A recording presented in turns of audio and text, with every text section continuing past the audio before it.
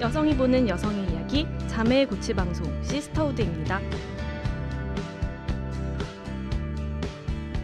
안녕하세요. 윤이나입니다. 안녕하세요. 황효진입니다. 네, 오늘은 책 아무튼 예능을 다루는 날입니다. 네, 아무튼 예능은 아무튼 시리즈 중에 23번째 책이죠. 안 그래도 아무튼 시리즈는 한번 다뤄야지라고 생각을 하고 있었어요. 저희 또 황유진 님이 아무튼 시리즈의 6번째 책, 아무튼 잡지의 저자 아니시겠습니까? 정말 화석처럼 느껴지네요. 23번째 책이 나왔는데 6번째를 제가 썼다는 게 믿기지 않네요. 벌써 1년이 넘었으니까, 그쵸? 2년 정도 됐나요? 그런 것 같네요. 벌써 그렇게 됐네요. 그래서 이제 23번째 책, 아무튼 예능에 대해서 얘기를 하기에 앞서서 아무튼 시리즈에 대한 얘기를 조금 해보면 재밌을 것 같아요. 아무튼 시리즈는 코난북스랑 위고, 제철소 이렇게 3개의 출판사에서 같이 만들어내는 시리즈고 나를 만든 세계, 내가 만든 세계 이 반대인가요? 모르겠네요. 네. 하여튼 그런 기치로 좋아하는 것에 대해서 각 저자가 얘기해보는 그런 시리즈죠. 전 이 시리즈의 제목도 좋고 이 컨셉도 좋고 특히 저희가 지금 뭐가 먼저인지 잘 모르겠는 그 카피가 되게 좋은 것 같아요. 맞아요. 나를 만든 세계, 내가 만든 세계인 거죠. 그러면 지금 이것은 아무튼 예능 같은 경우는 예능이 나를 만들었고 내가 만들었다는 거죠. 그게 좀 재미가 있기도 하고 특히 여성 작가들이 많아서 너무 좋아요. 맞아요. 그래서 이 시리즈가 앞쪽에도 물론 그렇긴 한데 지금 23권 이렇게 시리즈가 점점 쌓이면서 더 80년대, 90년대생 여성 필자들이 되게 많이 투입이 됐죠. 대거 유입. 네네, 포진되어 있다. 정말로. 정말 포진. 사실 저희가 한번 그 여성과 운동 얘기를 했었던 편에서 말씀을 드렸을 거예요. 정말 아직까지도 아무튼 시리즈의 첫 번째인 책으로서 너무 완벽하다고 느껴지는 책인 아무튼 피트니스가 이제 류은승님 여성 저자이시고 또 저희가 얘기했죠. 6번 황효진님입니다. 아무튼 잡지가 있어요. 이 2개 다 코난북스에서 나왔네요. 정말. 그리고 코난북스 어떤 출판사인가요? 제 책을 낸 출판사입니다. 너무 최고의 출판사잖아. 이제 제 책을 내게 될 제 생각에는 이 시점에도 안 나왔어. 왜냐면 저희가 일주일 전에 녹음을 하고 있어서. 그래서 저희가 추석 인사를 하려다가 그건 너무 어색하니까 하지 말자. 추석이 지난 척을 해야 되는데 그게 조금 애매할 수 있다 해서 지금 인사는 안 했는데요. 요 시점에 이제 아마 나오거나 나오기 직전일 것 같아요. 그렇게 제 책을 낸 출판사 코난북스이고 그다음에 또 재미있게 본 게 아무튼 트위터도 있죠. 그쵸. 그다음에 아무튼 식물. 맞아요. 아무튼 식물 정말 좋았어요. 이미랑 님이 디어 클라우드라는 밴드의 베이시스트시죠. 그래서 음악이랑 식물이 연결되는 그 모든 장면들은 너무 감동적이기까지 했었어요. 정말 좋았고 또 제가 좋아하는 거는 아무튼 외국어 조지영 님의 아무튼 외국어가 정말 재미있게 봤었습니다. 저는 김은비 작가님의 아무튼 술이랑 김규림 작가님의 아무튼 문구도 굉장히 재밌게 읽었어요. 그래서 효진님이 아무튼 문구를 본 다음에 문구를 골라보는 기획도 해보겠다. 막 이런 이야기를 한 적이 있었었는데 그런 좀 재미있는 발상들과 재미있는 이야기들이 이어질 수 있는 시리즈인 것 같아요. 그중에서 하나인 아무튼 예능에 대해 이야기를 해보려고 합니다. 네. 이야기를 그 전에 하기에 앞서 네. 공지사항 먼저 나가야죠. 네. 자매 고치 방송 시스터우드는 아이튠즈 팟캐스트, 팟빵, 네이버 오디오 클립, 유튜브에서 들으실 수 있습니다. 셀럽 맥과 함께한 시즌1은 네이버 오디오 클립 독점 공개로 네이버에서 시스터우드를 검색해서 들어주세요. 광고 문의는 헤이메이트 공식 메일인 헤이메이트매거진 gmail.com으로 받고 있습니다. 어떤 광고에도 열려있으니 많은 문의를 부탁드립니다. 헤이메이트의 인스타그램, 트위터 계정도 운영되고 있습니다. 유튜브 구독, 계정 팔로우도 잊지 마세요. 자매들의 응원과 피드백은 언제나 환영합니다. 그리고 지금 유튜브 얘기를 하다가 생각이 났어요. 유튜브 구독이 제가 몰랐는데 1000명이 넘어야 그 카운트가 된다고 하더라고요. 수익이 될 수 있는 카운트가 되려면 뭐 조회수고 뭐고 이런 건 중요하지 않고 조회수가 아무리 많이 나오더라도 구독이 1000명이 넘어야 수익을 창출할 수 있는 그 채널 인정을 받는다고 해요. 근데 저희가 지금 현재 460명 정도의 구독을 기록하고 있습니다. 그리고 조회수가 아무리 많이 나도 상태도 아니죠, 사실은.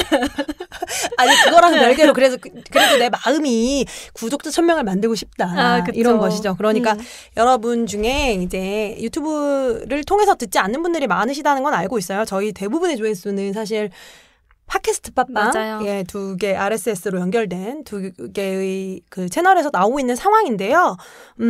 그런 채널로 들으시더라도 유튜브 구독 버튼을 한번 놔주시면 가끔 저희 모습, 저희가 좁고 좁은 스튜디오에서 지난주와 이번주에 차별화를 위해 안경이나 쓰고 있는. 그렇죠. 그리고 알이 없는 거 아닌가요, 지금? 알이 있거든요. 알 있어요? 너무 깨끗해서 제가 없는 줄 알았어요.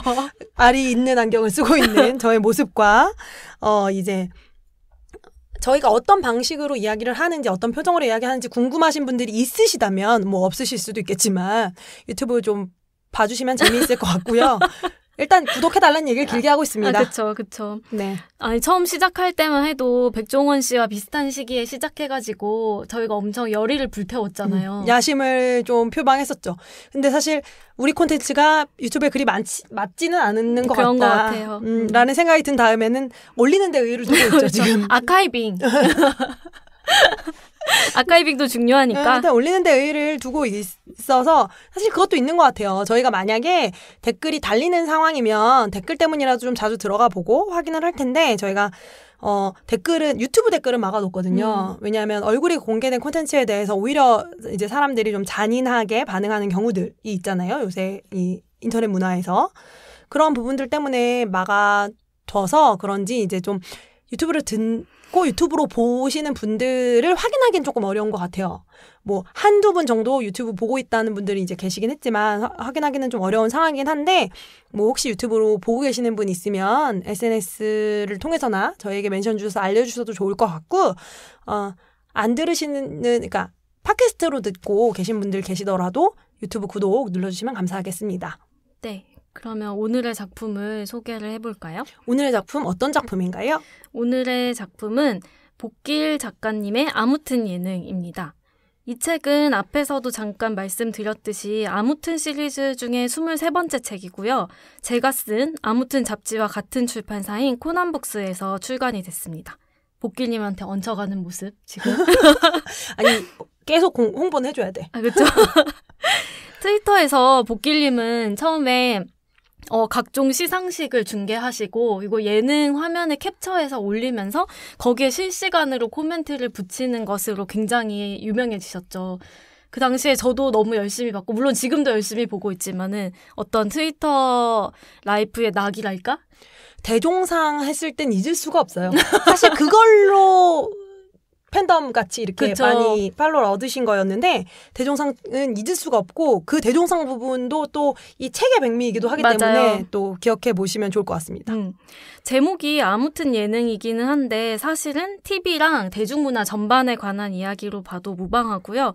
내용은 본인이 어떻게 해서 TV를 그렇게까지 많이 보는 사람이 됐는지에 대한 엄청 개인적인 이야기들도 많이 들어가 있고 다른 한편으로는 남성 중심 예능과 남성 예능인에 대한 비평도 되게 많이 들어가 있고 제일 뒤쪽으로 가면 엄청 그 좀 감동적인 얘기가 많이 나오는데 송은희 씨라든지 박미선 씨라든지 하는 여성 예능인에 대한 인물론이 함께 들어가 있는 책입니다. 그래서 보면은 한 사람이 이 80년대 후반생이시죠. 이런 사람이 TV 그리고 대중문화 더불어서 어떻게 자라왔는가, 어떤 인간이 되었는가를 굉장히 잘 볼 수 있는 책이기도 해요. 그래서 첫 번째 키워드는 바로 TV 키드입니다. 네, 저는 사실 이 책에 원래 복길님을 되게 좋아하기도 하지만 저자 소개를 보고 굉장히 또 빠져들 수밖에 없었는데 아마 이나님도 그랬을 것 같아요. 이렇게 돼 있어요. 한반에 대여섯은 있었던 PD가 장래희망인 사람이었으나 PD는 방송을 많이 보는 사람이 아니라 만드는 사람이란 걸 너무 늦게 깨달았다. 왜 이런 걸 다 그렇게 늦게 깨닫나 몰라? 아니 정말 저도 예능 PD가 옛날에 꿈이었는데 많이 보는 사람이 PD가 되는 줄 알았어요. 많이 보면 또 만들 수도 있는 줄 알았죠. 그렇죠. 네, 근데 이 책에서 저는 정말 좋았던 부분 중에 하나가 이 책에 빠져들어서 읽을 수 있었던 것 중에 하나가 첫 챕터가 정말 좋죠. 맨 마지막 챕터도 되게 정말 맞아요. 좋고 물론 다 좋지만 근데 첫 챕터의 그 할머니 얘기가 나오고 나서 그 바로 다음 첫 챕터에서 어떤 얘기가 나오냐면 어떤 친구 얘기를 해요. 근데 그 친구가 편성표에 그 형광펜으로 네모를 치던 친구였다는 얘기가 나옵니다. 저는 그 네모를 치던 사람이었던 거예요. 전 편성표를 암기를 했었거든요. 그쵸. 편성표라는 것을 기억을 못 하시는 분들이 있을 것 같아요. 그럴 수도 있겠네요. 해드려야 될 것 같아요. 그 예전에 근데 지금 제가 일간지를 안 봐서 잘 없습니다. 모르겠는데 없어요? 네. 하긴 지금은 채널이 너무 많아져서 뭐 어디까지 실을 거야 그거를. 그것도 그렇고 그게 정해져 있지가 않고 또 다 검색이 되니까요. 맞아요. 그래서 예전에 일간지 종이신문을 펼쳐보면은 뒤쪽에 오늘의 TV 편성표라고 해서 방송국별로 그리고 시간대별로 어떤 프로그램을 하는지 되게 디테일하게 표가 있었습니다. 네, 그래서 뭐 상단은 이제 그 방송국 그러면 왼쪽 세로축은 시간이 되는 거죠. 그래서 네모나게 나누어져 있어서 그 프로그램들이 이제 나오는 어떤 프로그램들이 몇 시에 하는지가 나오는 걸 이제 TV 편성표라고 하고 거기에 이제 작게 되게 짧게 오늘 좀 재미있을 것 같은 프로 오늘 주목할 만한 프로 같은 것들의 설명 같은 것이 밑에 딸려 있는 그 페이지가 있죠. 저는 그 페이지에 형광펜으로 네모칸을 치던 아이였던 것이지요. 그래서 이렇게 저는 이 편의 제목을 정했어요. 뭐라고요? 어쩌다 우리는 이렇게. 정말 좋은 제목이고 슬프게 느껴지기도 하네요. 근데 이나님도 사실은 PD 지망생이셨잖아요. 그렇죠. 저는 PD 지망생이었죠. 그쵸. 네, 예능 PD 지망을 했다가 예능 작가가 된 다음 이건 아니다 라고 생각을 하고 드라마 지망으로 바꿨죠. 드라마는 그럼 맞을까요? 그래서 결국 하게 된 일은 드라마 작가 일을 하게 됐는데요. 그렇죠. 이거라도 하게 된 게 어디야? 라는 생각을 하는 한편 그렇네요. 방송국이라는 곳은 좀 신기한 곳이라는 생각을 해요. 맞아요. 그래서 지금 복길님이 일하시는 곳도 방송국이 아닙니까? 그래서 그렇게 말씀을 하시잖아요. 그래서 초반에 이 얘기가 나오죠. 자기가 얼마나 TV를 좋아하는지를 이력서에서 냈는데 어떤 방송국의 어떤 부서에 들어가셨겠죠. PD는 아니지만 그랬는데 여기서 일하면 TV 싫어져. 이 말을 했다고 하죠. 그래서 그 TV가 싫어지는 감각 같은 것을 처음에 이제 느끼고 지냈던 이야기들이 나옵니다. 이나님은 제일 처음에 그 PD 지망생이었지만 어쨌거나 공채 시험을 쳐서 예능 작가가 됐잖아요. 그쵸. 어떠셨어요? 예능 작가였을 때 그게 공채 시험이라는 것도 굉장히 재미있는 게 공채를 하면 안 돼요. 작가는. 왜냐하면 저희가 제재님 편에서 한번 말씀드렸잖아요. 상근직 프리랜서라는 그쵸. 이상한 언어를 한번 말씀드렸었는데 사실 지금 현재 예능 작가들의 고용 상태가 상근직 프리랜서랑 흡사하죠. 흡사할 것 같아요. 왜냐하면 출근도 해야 되고 퇴근은 언제 할지 모르고 뭐 이런 채로 일을 하는 일인데 처음에는 재미있었고 저는 그 시간들 자체에 대한 후회도 없고 그때 굉장히 많은 사람들을 얻기도 했고 좋아했는데 대신 좀 꿈꾸던 것과는 굉장히 다른 곳이라는 생각은 많이 했었던 것 같아요. 그래서 좀 뭐라고 해야 될까? 저는 복길님의 소감과도 비슷할 수 있을 텐데 만드는 일에 대해서도 전 너무 환상이 있었던 것 같아요. 좀 더 세련된 방식으로 마치 방송국이라는 것을 방송국이 드라마 같은 데서 묘사하는 것처럼 기억하실지 모르겠는데 김은숙 작가님이 쓰신 온에어라는 그쵸. 또 유명한 방송 드라마가 있습니다. 거기선 또 엄청 치열하게 묘사를 하잖아요. PD와 뭐 작가들의 삶과 치열해요. 다들 치열합니다. 뭐 방송하는데 당연히 치열하죠. 바쁘고. 그런데 그것만 그러니까 취사 선택된 부분만 보진 않잖아요. 일을 하게 되면. 그쵸. 네, 그래서 예능이라는 것에 대해서는 많이 생각을 했었죠. 그리고 사실 PD 지망생들을 제일 들쑤셨던 드라마는 노희경 작가님의 그들이 사는 세상이라고 정말 대단했죠. 드라마 쪽 지망생들은 더 그랬을 것 같아요. 그쵸. 네, 그랬을 것 같은데 그것도 또 마찬가지죠. 그걸 보고 느끼는 저는 그 드라마를 좋아했음에도 불구하고 인상적인 장면은 거기서 김여진 씨가 드라마 작가로 나오는데 드라마 작가로 지금 유튜브를 보신 분은 제 헤어스타일을 보실 수 있을 거예요. 제 헤어스타일의 긴 버전을 하고 나와서 영원히 쓰는 장면이 나와요. 작가로 막 영원히 막 쓰다가 막혀서 못 쓰니까 미친 사람처럼 막 물을 주고 막 빨래를 하고 막 이렇게 하는 장면이 나오는데 그 장면이 진짜 인상적이었는데 이유가 실제로 작가랑 거의 비슷하거든요. 그 정도는 비슷하다는 느낌이에요, 저는. 그러니까 그리고 뭐 상갓집 같은 데서 막 맞아요. 대본 쓰는 얘기가 나오는데 저는 실제로 그런 케이스를 보기도 했고 제가 무슨 일을 하면서 친구 부모님 돌아가신 상황이었는데 빈손은 지킬 수 있는 거예요. 프리랜서니까 시간이 돼서. 근데 마감이 있었어. 그래서 상가에서 썼던 적이 있어요. 어떤 육개장 같은 것을 먹으며 육개장 좋아하기 때문에 육개장을 먹으면서 검은 옷을 입고 노트북은 또 들고 가서 쓴 적이 있었죠. 언제나 노트북을 들고 다니시니까. 그랬었던 기억이 있어서 그런 면을 묘사하는 건 좋았는데 여전히 그래도 그들이 자기를 묘사하는 거니까 좀 저는 환상을 그쵸. 가지고 묘사를 한다는 생각은 있어요. 저는 방송국에서 일한 건 아닌데 처음 일을 시작했던 매체가 그런 TV를 많이 보고 TV에 대해서 비평하는 글을 주로 쓰는 매체여가지고 저는 제가 난 TV 정말 좋아하고 많이 보지라고 생각했는데도 그 제가 막연하게 생각하고 있던 것보다 훨씬 더 많이 보고 훨씬 더 많은 글을 써야 되는 거예요. 그래서 이미 회사에서 일하고 집에 가면은 막 저녁인데 10시 드라마, 11시 예능 이런 걸 보고 이제 그때부터 글을 써야 되는 거죠. 그래서 처음에는 이게 뭐가 어떻게 되고 있는 거지?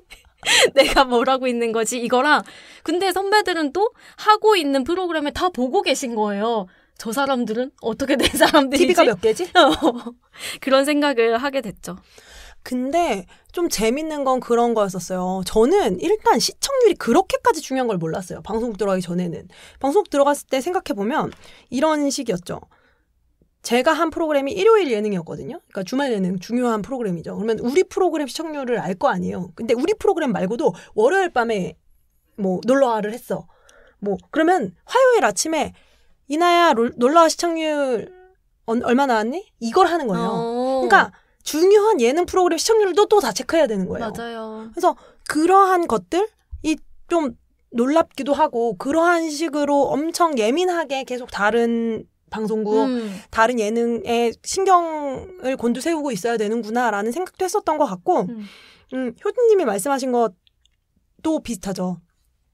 왜 지망생일 때는 그냥 TV 키드던 시절에는 내가 형광펜을 친 걸 보면 되는 거잖아요. 맞아요. 내가 형광펜을 친 거. 그러니까 내가 취사 선택이 됐는데 일이 되고 나면 다 봐야 되는 거죠.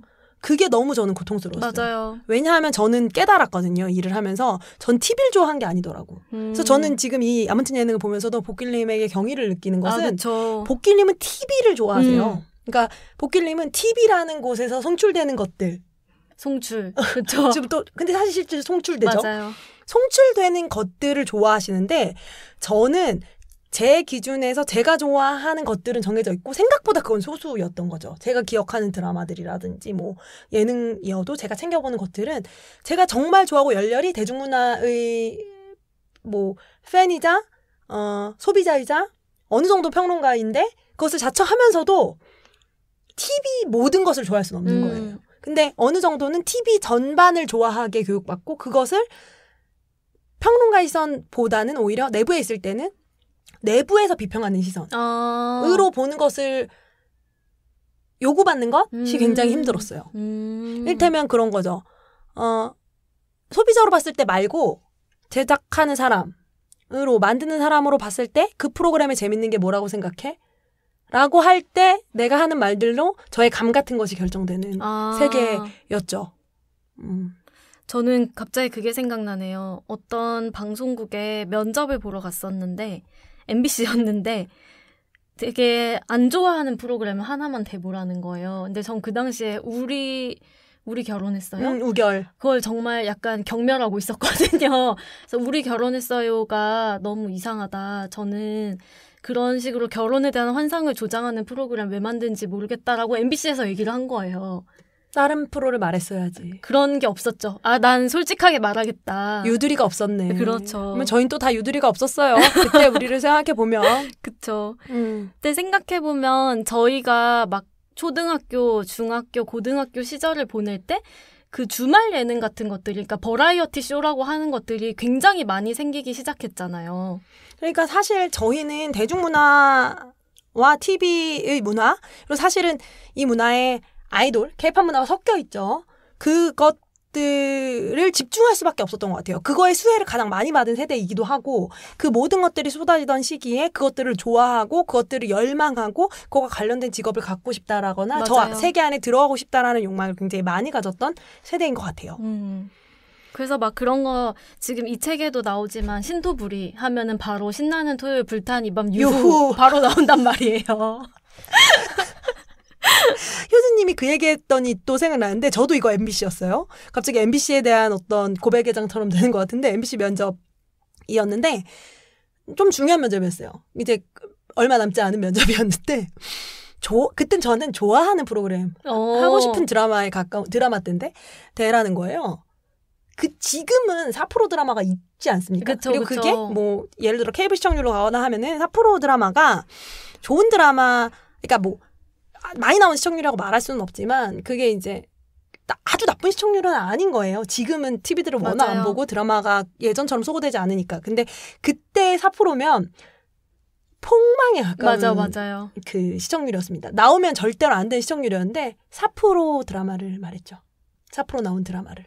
제가 정말 좋아합니다. 이런 드라마를 만들고 싶습니다. 예술을 하는 게 아닌데 전파를 사용해서 지금 국민 여러분한테 보여줘야 되는데 브라운관을 통해서 거기 입장에서는 이 미친 게?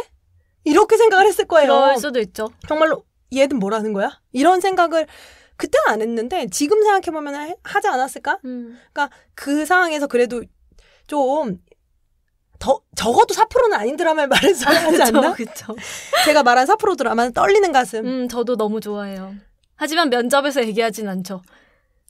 개인의 어떤 사랑으로 남겨두는 거지. 정말 실망스럽다. 나도 우리 결혼했어요는 말하지 않아. 그러면 다음 키워드로 빠르게 넘어가 보겠습니다. 두 번째 키워드는 한국 예능입니다. 네. 한국 예능에서 여러분들이 지금 저희가 막 웃으면서 떠든 이 시기들을 생각해 보실 때 과거 10년에서 15년이에요. 과거 10년, 15년 동안 한국 예능을 지배했던 큰 두 작품이 있습니다. 무한도전과 KBS의 1박 2일일 텐데요. 이 두 작품으로 대표되는 한국 예능의 흐름을 비판적으로 바라보는 글들이 이제 아무튼 예능에 있어요. 저도 굉장히 공감을 했던 부분이 복길님이 무한도전을 내가 예전에 얼마나 사랑했는지 그럼에도 불구하고 어느 순간 그러니까 종영한다는 것이 화제조차 되지 않고 끝난 이 쇼를 내가 왜 관심을 갖지 않게 됐는지 얘기하는 파트가 나오잖아요. 근데 저도 옛날에 정말 무한도전 그냥 매주 무한도전을 빼놓지 않고 보는 게 그냥 루틴인 엄청 매니아였던 때가 있었는데 저 역시도 어느 순간부터 사실 정확하게 얘기하면은 어느 정도로 엔터테인먼트 콘텐츠를 그 여성주의적 관점으로 볼 수 있게 된 다음부터는 되게 자연스럽게 멀어졌던 것 같아요. 볼 수 없는 콘텐츠가 됐죠, 사실은. 그래서 특히 무한도전 같은 경우는 일반 대중들도 엄청 좋아했지만 TV를 업으로 삼은 사람들은 더더욱 좋아하고 또 주의 깊게 지켜볼 수밖에 없는 프로그램이었던 것 같아요. 10년이라는 시간 동안 이들이 어느 정도는 그 프로그램의 예능 프로그램의 패러다임 같은 것을 맞아요. 바꿨잖아요. 근데 이 시기는 사실 저희가 한번 다루기도 했는데 여자들은 먼저 미래로 간다라는 책에서 다루기도 했는데 그 시기랑 겹쳐집니다. 무한도전이랑 1박 2일은 굉장히 비슷한 시기에 출범을 했어요. 그리고 SBS의 당시에 지금 이 책에도 다루고 있는 그쵸. 프로그램이에요. 아무튼 예능에서도 다루고 있는데 라인업이라는 프로그램이 있었습니다. 그 시기가 사실은 아주 본격적으로 남자들만의 라인 그리고 남자들만이 하는 이야기 그러니까 남자들만 도전을 할 수 있고 맞아요. 남자들만 여행을 할 수 있고 남자들만 라인을 만들고 라인을 만들어서 우리끼리 서로 밀어주고 끌어주고 당겨주고 북치고 장구치고를 다 할 수 있다라는 것을 전면화했던 시기죠. 맞아요. 그리고 그 전면화된 채로 10년, 15년이 흘렀죠. 근데 그 과정에서 무한도전은 이 바꾼 패러다임은 남자들만의 세계를 공고히 한 것과 동시에 일단 리얼 버라이어티라는 것 그러니까 실제로 어떤 일에 직접 도전하고 그것을 장기 프로젝트랑 단기 프로젝트를 함께 진행하고 하면서 되게 그냥 거의 매주 최고의 시청률뿐만 아니라 화제성을 기록한 프로이기도 했죠. 되게 흥미로운 게 그 당시에는 잘 몰랐는데 나중에 지나고 보니까 무한도전에서 소녀시대를 불러서 여성의 날 특집을 한 적이 있잖아요. 근데 길거리에 나가서 여성들한테 뭘 원하는지 묻고 앙케이트를 하고 이런 구성이었던 것 같은데 그 편이 시청률이 너무너무 낮게 나와서 뒤에서도 되게 망한 특집으로 거론이 많이 됐었던 것 같아요. 되게 상징적이네요. 그쵸? 여러 가지 의미에서. 결국 그 무한도전의 시청층이 받아들이는 것에 대한 어떤 것을 받아들이고 무엇을 재미라고 느끼는가에 맞아요. 대한 어떤 지표로 느껴지기도 하네요. 그 당시에는 근데 저는 왜 무한도전이 그 슬로건이 그거였잖아요. 부족한 여섯 남자의 뭐 도전기 이런 식이었는데 당시에는 저도 그냥 문제의식 없이 너무 재밌잖아요. 계속 막 별명 지어서 부르고 자기들끼리 막 물고 물리는 관계 같은 것을 만들고 정말로 세계관을 만든 거잖아요. 그래서 그때는 너무너무 재밌게 봤던 것 같아요. 그냥.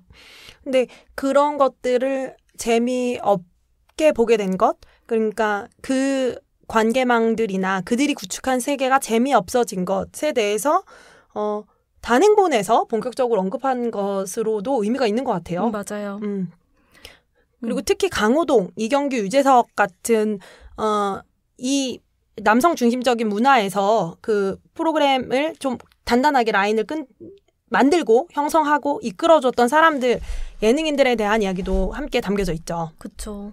생각해보면 이 세 분이랑 뭐 다른 남성 예능인들도 마찬가지지만은 어떤 프로그램에 자신이 사적으로 친한 다른 연예인, 남성 연예인을 데려다 꽂는 것에 되게 어떤 주저함 같은 것이 없잖아요. 대놓고 내가 누구랑 친한지, 내가 누굴 이 프로그램에 꽂았는지를 엄청 잘 드러내죠.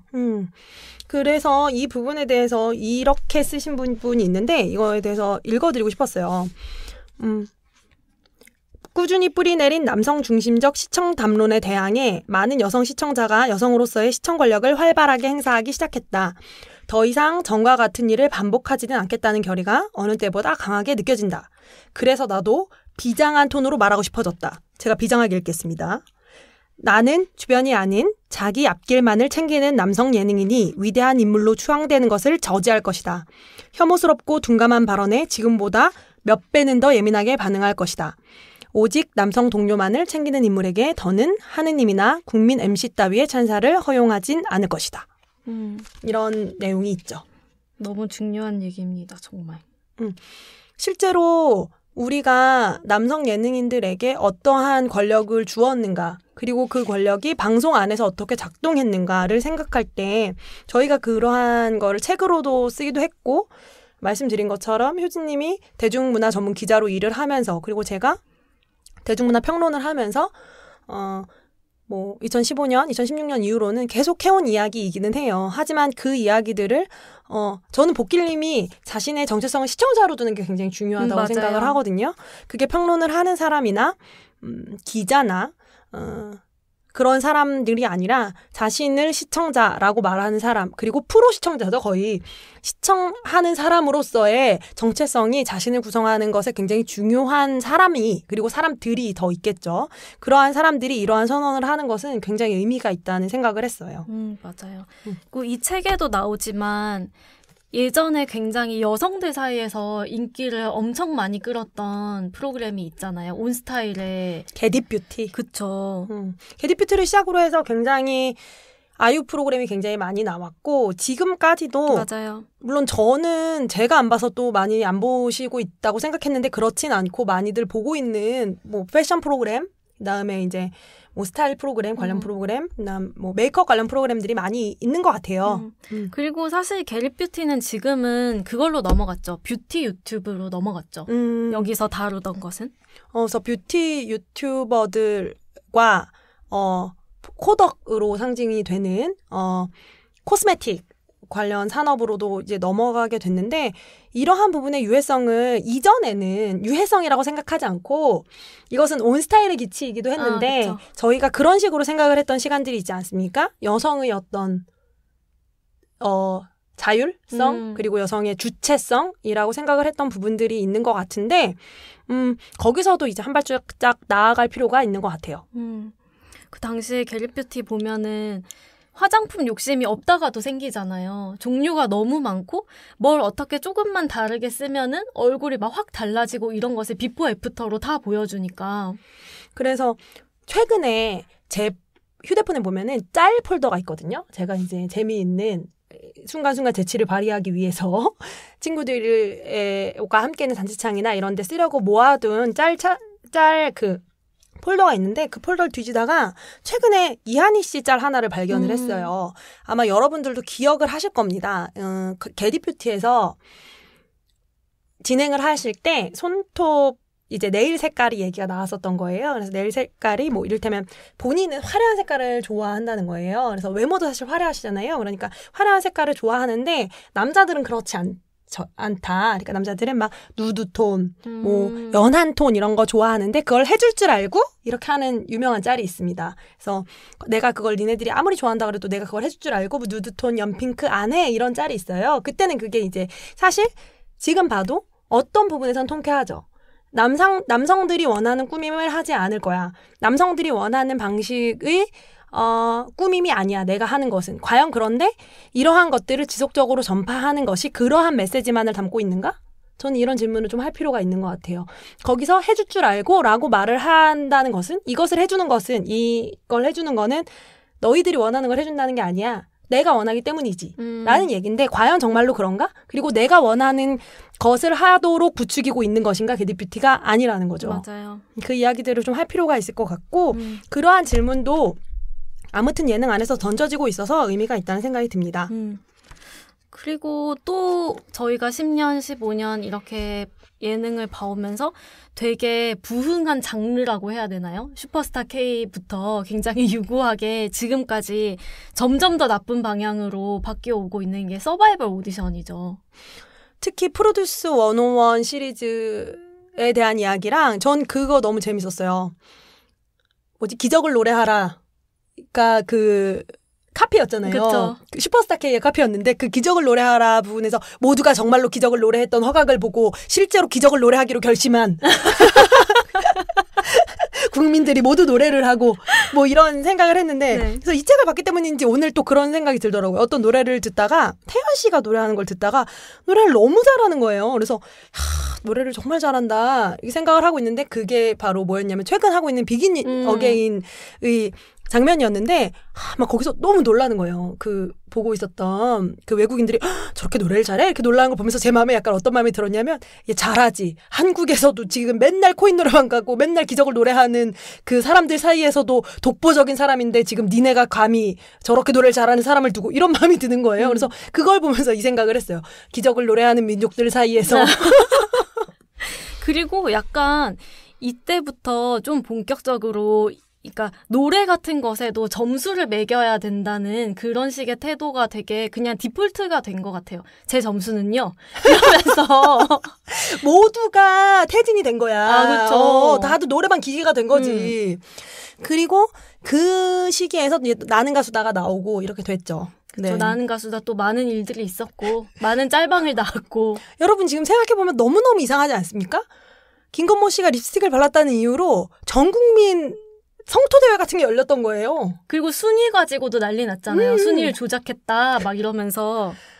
정말 여러 가지 생각이 듭니다. 한국 사람들은 TV를 너무 좋아하는 것 같아요. 그렇죠. 이 책에도 나와 있지만 그러니까 그 대종상 시상식 부분에 나와 있는데 연예인의 미친 나라답게 한 해의 마무리도 연예대상 같은 것으로 한다. 근데 거기서도 너무 찔렸던 게 시상식을 너무 좋아해 내가. 저도 마무리는 그걸로 해야지.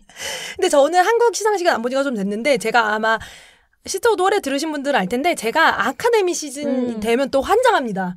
또 엄청 좋아해요. 그래서 근데 그것이 정말로 이제 스스로 인정을 하고 이것에 대해서 좀 탈피할 필요가 있겠다. 난 연예인을 너무 좋아한다. 그렇죠. 해외 연예인. 이제 좀 자제해야 될 것 같아요. 네. 그래서 어쨌거나 이 책을 읽으면서 정말 한국 예능이라는 것이 이렇게 나쁜 방향으로만 와도 되는가. 물론 그 속에서 또 자신의 영역을 만들어간 여성들이 있고 변화들이 있기는 하지만 전반적으로는 정말 점점 더 나빠지고 있다는 생각이 들었어요. 복길님도 얘기했지만 프로듀스 시리즈 같은 것만 봐도 그 얘기가 나오잖아요. 마지막엔 프로듀스 48에서 1등한 멤버가 15살이라는 것이 보여주는 바가 되게 명확하다. 정말로 명확하죠. 그래서 그러한 부분들에 대해서 최근에 프로듀스 101 같은 경우는 이 시리즈에서 가장 최근화 같은 경우는 문제가 돼서 실제로 지금 검찰 조사까지 들어갔잖아요. 조작 문제가 있어서. 근데 단순히 조작은 정말로 큰 잘못이고 정말로 조사가 필요한 부분이지만 이러한 것들을 소비하는 방식에 대한 고민들이 따라오지 않으면 조작을 했어도 또 반복되는 것 같아요.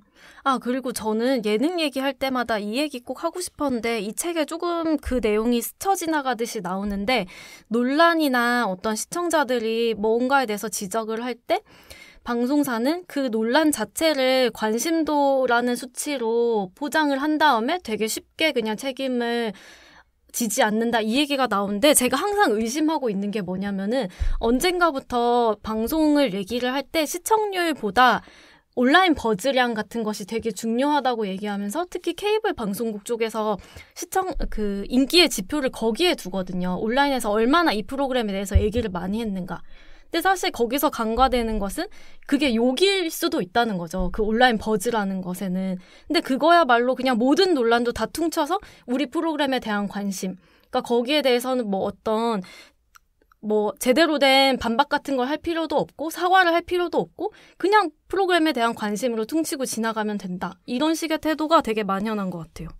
이거랑 비슷한 지점에서도 최근에 했던 생각은 지금 시청률에서 제일 중요한 부분이 2039라고 하거든요. 그래서 예를 들어 전체 시청률이 4%가 나왔어요. 근데 2039가 3%가 넘었어요.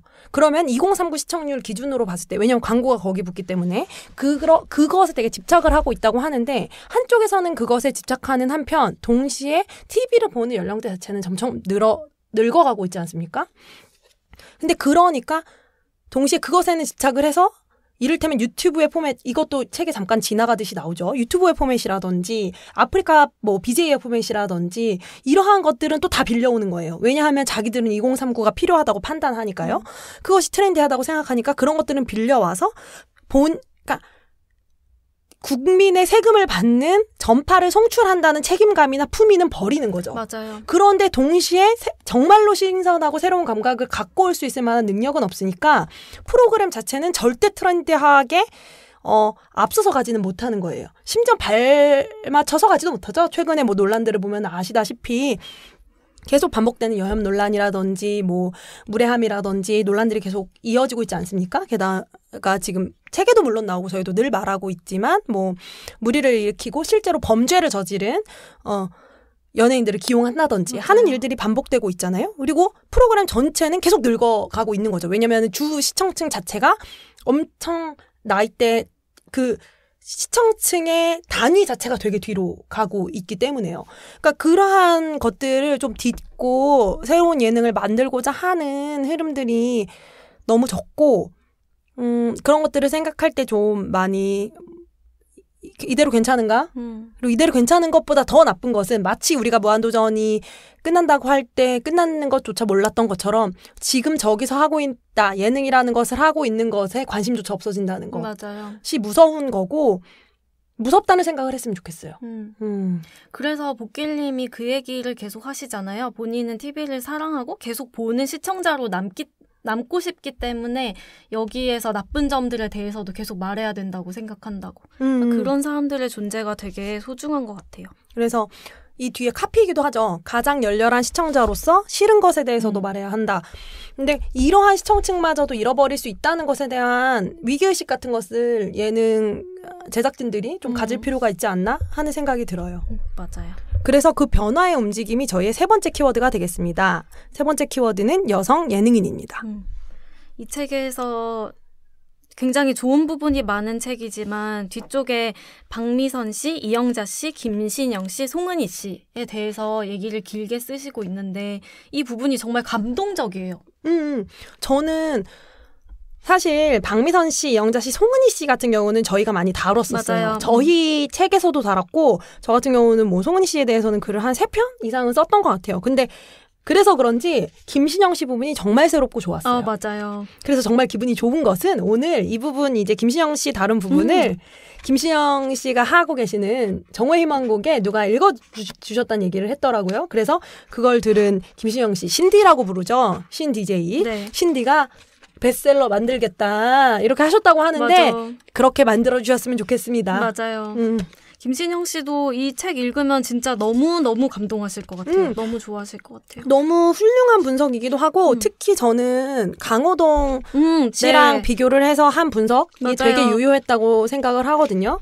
그래서 그 부분들에 대해서 읽으면 너무 재미있을 것 같아요. 맞아요.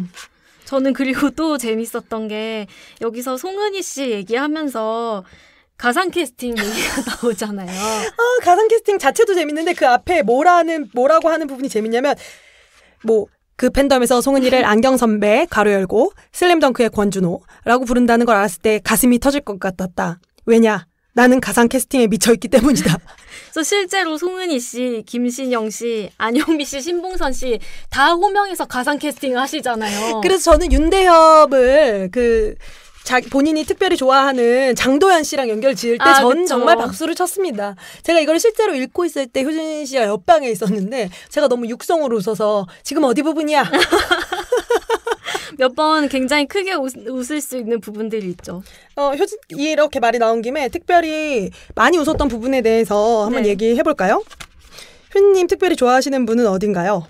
저는 좀 지금 찾아야 되는데 그 외에 TV를 좋아하는 사람들은 예능 짤방 같은 것을 막 다 외우고 있잖아요. 그래서 어떤 자신의 표정이나 기분 같은 것을 그 장면의 무드 같은 걸로 얘기하기도 하는데 거기서 이 얘기가 나와요.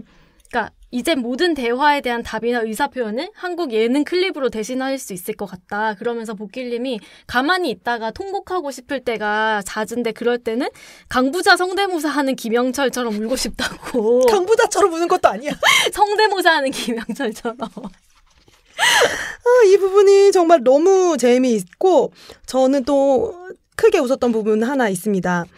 그래서 경상도 출신이세요. 대구 출신이신데 복길님이 대구 출신이신데 그 경상도의 남자들이 TV를 보면서 온갖 훈수를 두는 얘기를 하시는 거예요. 근데 저는 이건 또 저희 아버지는 심지어 서울 토박이신데 저는 공감을 합니다. 그래서 이걸 보고 너무 웃겼는데 대체 왜 이 남자들은 뉴스 하나를 보면서도 온갖 훈수를 두고 큰 그림을 그려대는 것일까? 텔레비전 앞에서 말한다고 그게 들리나? 그렇게 말하면 그걸 들어야 하는 건 같이 텔레비전을 보는 마누라랑 딸뿐인데? 그래서 온통 경상도 사투리 천지인 정치 팟캐스트가 유행일 땐 애플이나 팟빵에 진정서를 내고 싶었다. 저는 정말로 많이 웃었습니다. 저도요. 너무 웃긴 거 많죠. 아무튼 시리즈 중에 재미있는 걸로 유명한 몇몇 책들이 있는데 그 중에서도 저를 정말 많이 웃긴 책이고 물론 저희가 모든 예능에 대한 비유를 알아들어서 이기도 하겠죠. 정말 웃기고 울리는 책이었다. 예능 광인들을. 정말로 그랬던 것 같아요. 네.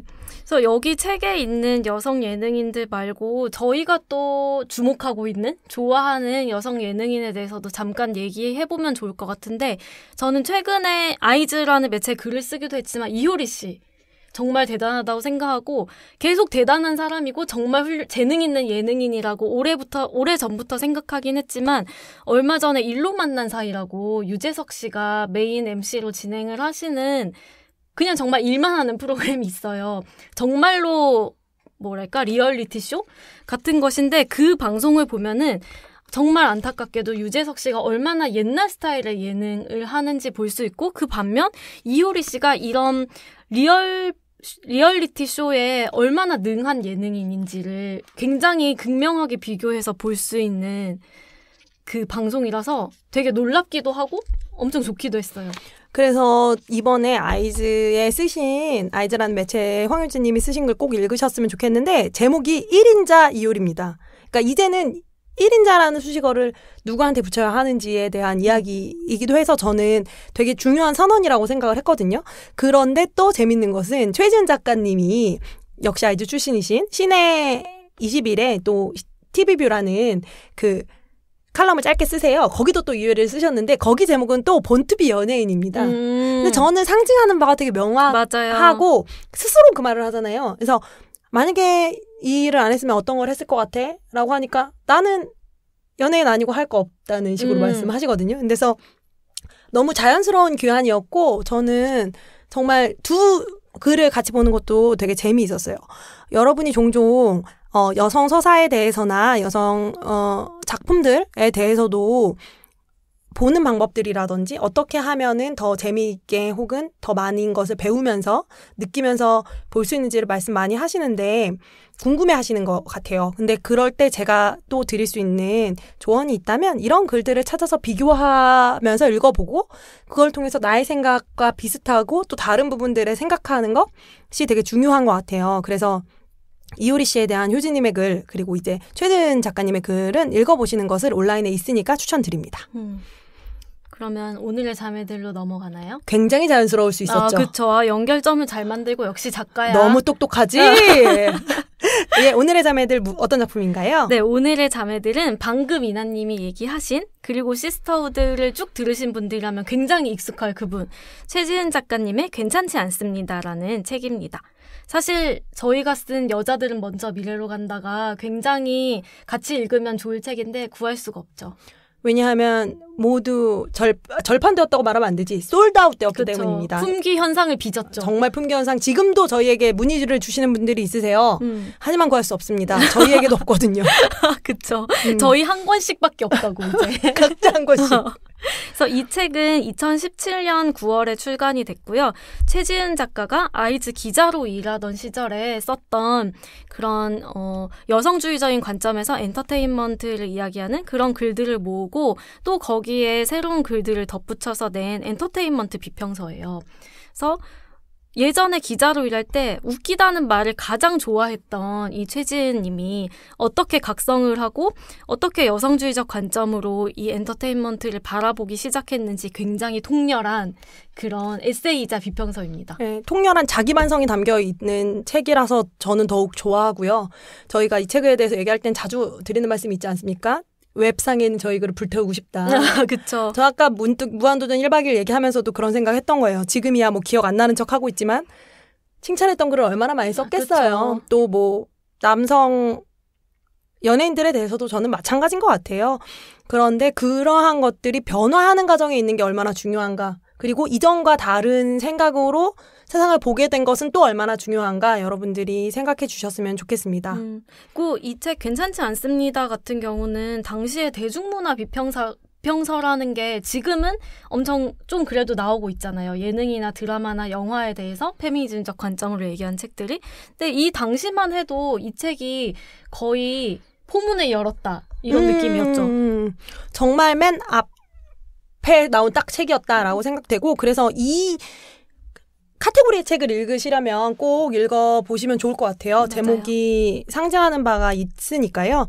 네, 추천드립니다. 네, 그러면 저희의 어떤 비장의 무기 새 코너에 추천할 작품을 말씀해 주시죠. 오늘 새 코너에 추천할 작품은 제가 직전에 마음을 바꿨네요. 원래 추천할 작품은 영화였었는데 지금 이야기를 하다가 게디뷰티 얘기를 하면서 이야기를 그래도 안 드릴 수 없다는 생각이 들었어요. 그래서 오늘 소개해드릴 새 코너의 작품은 이민경 작가의 탈코르셋 도래한 상상입니다. 앞에서 말씀드렸던 게디뷰티에서 제가 이한희 배우 얘기를 하면서 했던 얘기 있잖아요. 꾸밈이라는 것이 어떤 순간에는 분명히 여성운동이 진행되고 여성들이 자신의 주체성을 주장하는 과정에서 임파워링이 되었던 순간들이 있고 이 주체성으로서 의미를 가졌던 순간들이 있지만 지금 현재 2019년의 한국에서 그리고 꾸밈이라는 것의 대부분이 굉장히 많은 사람들에게 억압, 그러니까 코르셋이라는 단어가 상징하는 것이죠. 억압으로 작용하고 있다고 할 때 그것을 어떻게 바라볼 것인가 그리고 그것에서 벗어나고자 하는 사람들 그리고 벗어나기 위해서 실제로 행동한 사람들 이 운동에 참여한 사람들이 있는데 이들에 대해서 우리가 어떻게 바라보고 또 이 운동을 또 어떻게 바라보고 또 어떤 방식으로 참여할 것인가에 대한 고민을 할 수 있는 책이에요. 그래서 이 책에 나오는 한 구절을 말씀드리면 벗어야 할 코르셋이 무엇부터 무엇까지를 의미하는지는 그것을 입은 상태에서는 알 수 없다.